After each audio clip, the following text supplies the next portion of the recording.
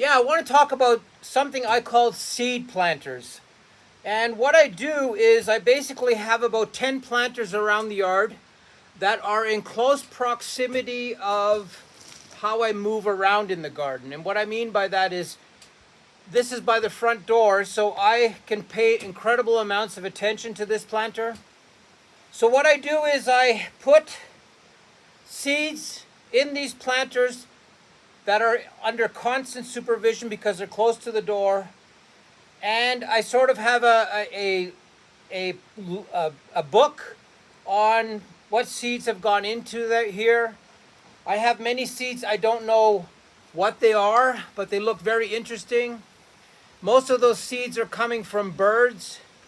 We have on our front step of almost every door, especially if somebody lives inside the unit, we have this really odd-looking blackbird.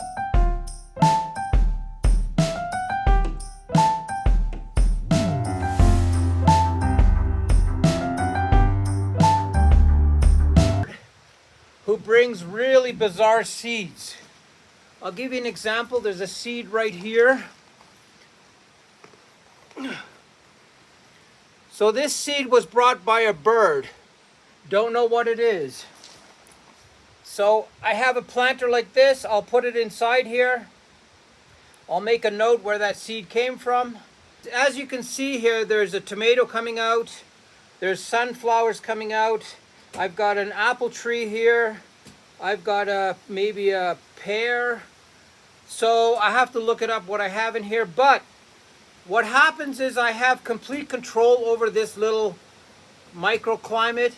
And what that does for me is it allows me to make sure that these seeds germinate really well, that they're looked after really well. We have a bit of a problem. The seeds we've brought from Canada, they don't really like to germinate so well here because of the high altitude, I think.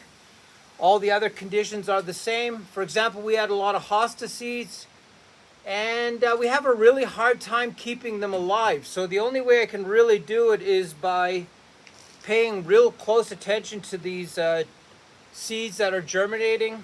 So this is a really good tip for you. Have a couple of these planters where you basically give up on the aesthetics of the planter, but you're more focusing on germinating plants that need a little bit more of your supervision. I've got a little plant here, not sure what it is, but it has incredibly different different look to it. So I think it was one of the seeds the birds brought. So create yourself these little areas where you can sort of manage really hard to germinate seeds. You can pay incredible attention to them. I like the cement containers because you can feel the cement containers actually wet. So it's going to release moisture back into the soil. So create these little areas, pay close attention to them, try your best to figure out what it is that is germinating. That's the trickiest part with these guys because, you know, you don't really have a good understanding of what is coming up, especially if you don't even know what the original seed was. But it's good to document this and pay close attention to how everything is germinating really easily, and you have complete control over the watering because it's right beside your front door. You can see right away if there's something not going well. And these seeds have a really peculiar behavior. They understand the extra care. It's funny, you could plant these seeds down in the garden somewhere and they will do okay, but it's just you're not paying attention to them as much as you can if it's right beside your front door. So every gardener should have a couple of these cement planters where they can have complete control over what is germinating. And what I do once these things are at a certain size, like this fruit tree here, I'm going to let it grow another couple of weeks, and then I will transplant it into the garden in a safe spot. This tomato plant, same thing. And this tomato came from a seed from a tomato that we bought here, so it's a local seed, I guess. So we're going to pay close attention to a little area like this because it's manageable. This is very manageable from a gardener standpoint. So get yourself some cement planters or make them. I showed in one of my videos I showed the sand fill method. It's absolutely the easiest way to make a planter. I'll have a link in the description. And don't forget to subscribe.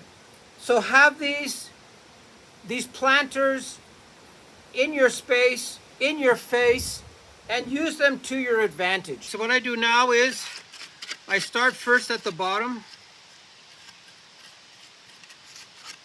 and I do this. I work the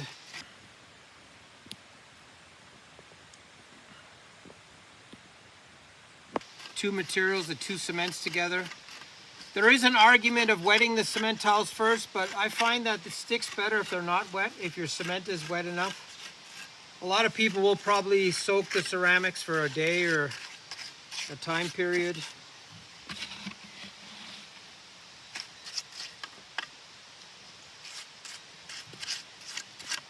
You can see if they make contact. You can actually see the two cement surfaces making contact.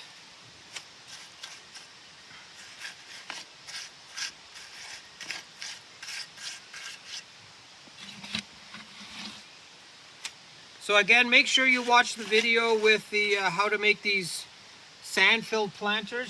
Yeah, there's one other thing I really want to point out is this is a really good example. So the entire surface is completely dried out. So I have maybe 50 seeds in here. And if I don't water this, I have all kinds of little things germinating. Especially with this sun here, I have to pay a very specific attention to this. Because if I miss 2 days, what happens is the seeds will germinate, start creating a process of getting their roots and stems ready. They dry out completely and die.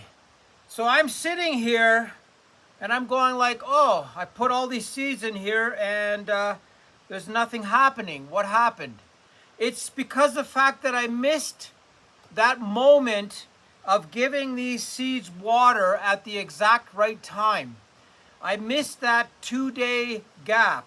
I didn't water them for 2 days. So these tiny little seedlings germinated and dried out. And if the gardener's not paying close attention to that, you're going to lose all these seedlings. So having this planter close to my front door, close to my observation, allows me to make sure that I have enough moisture for these seedlings to germinate and to stay hydrated. So that's another good advantage of having these cement planters close to your doors, close to your shed entrance, wherever you feel that you're constantly in supervision of these planting areas.